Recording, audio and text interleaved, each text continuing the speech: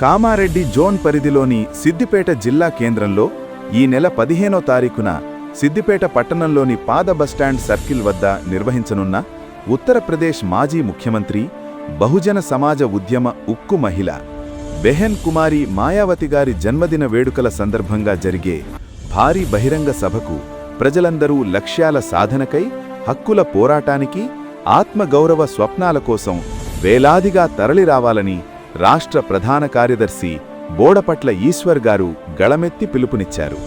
బెహెన్ మాయావతి గారు బహుజనుల గుండెల్లో ధైర్యాన్ని నింపిన నాయకురాలు. అణచివేతకు ఎదురొడ్డి నిలిచిన ధైర్యానికి ప్రతీక. సమానత్వం, సామాజిక న్యాయం అనే మహా సిద్ధాంతాలకు జీవంత రూపం. ఈ సభ కేవలం ఒక జన్మదిన వేడుక మాత్రమే కాదు, ఇది బహుజన శక్తి ఏకమయ్యే ఘడియ. ఇది మన హక్కుల కోసం మరోసారి ప్రతిజ్ఞ చేసే వేదిక. ఇది రాబోయే పోరాటాలకు దిశానిర్దేశం చేసే చారిత్రక క్షణం.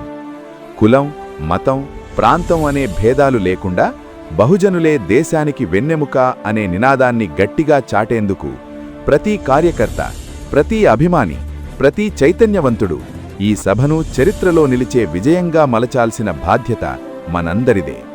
రండి, కదలిరండి, బహుజన ఉద్యమ జెండాను ఎగురవేద్దాం. పార్టీపై నమ్మకాన్ని మరింత బలతరద్దాం.